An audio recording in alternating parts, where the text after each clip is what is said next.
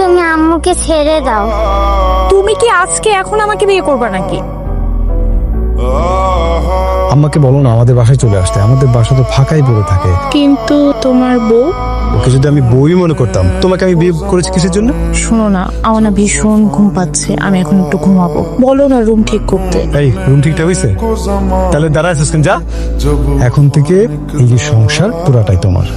আম্মু আমাকে কি আব্বু স্কুলে দিয়ে আসবে না? না মা, এখন থেকে আমি তোমাকে স্কুলে নিয়ে যাব। এই যে আপনি যদি এখন স্কুলে যান তাহলে রান্না বান্না কে করবে? রান্না করে রেখেছি। কেমন আছো তুমি? আমি অনেক ভালো আছি, তুই কেমন আছিস? ভালো আছি। কেমন আছেন ভাই? কৃষ্ণ পাইছে, একটু জলপানের ব্যবস্থা পান। কি ব্যাপার, আপনি এখনো দাঁড়ায় আছেন কেন? তাড়াতাড়ি যান, শরবত নিয়ে আসেন। আম্মু আমার স্কুলে দেরি হয়ে যাচ্ছে তো। দাঁড়িয়ে আছো কেন? যাও শরবত নিয়ে এসো। আমার ছেলে শরবত চাইছে, তুমি বুঝতে পারছো না? এটা তো সতীনের মেয়ে, আর এটাই সতীন। হ্যাঁ। এখনই কি করে বের করে দিচ্ছিস না কেন? আরে মা, একদিনে কি করে বের করব? কিন্তু যথেষ্ট চাপের উপর রাখছি। নো, এই চাপে তো হবে না, কৌশল করতে হবে। কি আমার ফাইলটা স্যার একটু। আম্মা কিছু বলবেন? কিছু লাগবে? তোমার আগের বউ এখন এই বাসায় থাকে, আর আমার মেয়েটা সতীনের সংসার করছে। এটা আমি কোনোভাবে মেনে নিতে পারছি না। তুমি দ্রুত সিদ্ধান্ত নাও কি করবে। আরেকটা কথা, আমার একটা উপকার করবে? কি উপকার আম্মা?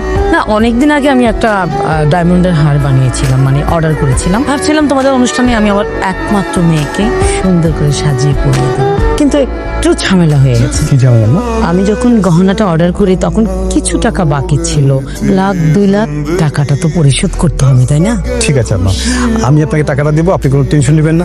প্লিজ আম্মা ঘুমাতে যান, আপনি এমনিতেই অসুস্থ থাকেন। Thank you.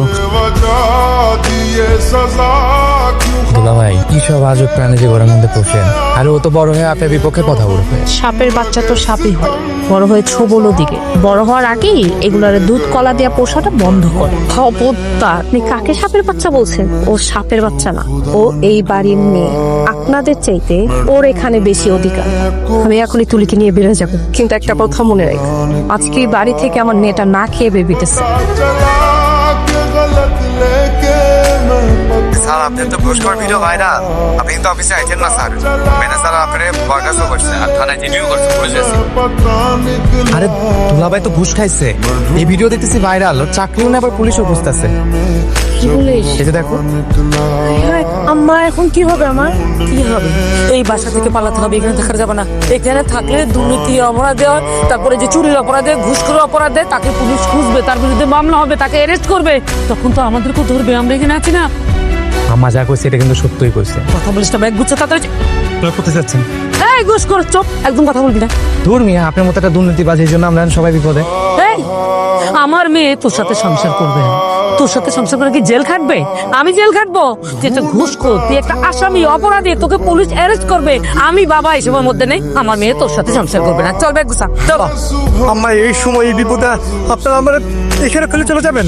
যে একটা বউরাই খাবারে বিয়ে করতে পারছে, সে তো লোভে পড়ে আরেকটা বিয়ে করতে পারে, আর সে তো বিপদে পড়লে আমারেও ফাঁসাই দিতে পারে। আম্মা, আমি কিন্তু এই সংসার করব না। তুমি কি বলতে যেতেছো? চুপ! তোমার এখন কোনো চাকরি নাই, তুমি একটা মামলার আসামি। তোমার পুলিশ খুঁজতেছে, তার মধ্যে তোমার যে ভিডিও ভাইরাল হয়েছে, মানুষ তোমার চিঠি করতেছে। আমি তোমার সাথে কোনোভাবেই সংসার করব না। এই ঘুষখোরের সাথে কথা বলে সময় নষ্ট করা যাবে না। চল তাড়াতাড়ি চল। আপনারা স্যার আমার কেউ না, আমার আপনার বাসা আমার লোকের জায়গা নেই, বাসা पता निकला, पता चला कि गलत लेके मैं पता निकला, मैं ढूंढने को তুলি, आने में কি রে তুলি? निकला, তোর পড়া হইছে? मैं ढूंढने খাটের নিচে কি দাও? মা খাটের নিচে আব্বু। কি করছ তুই?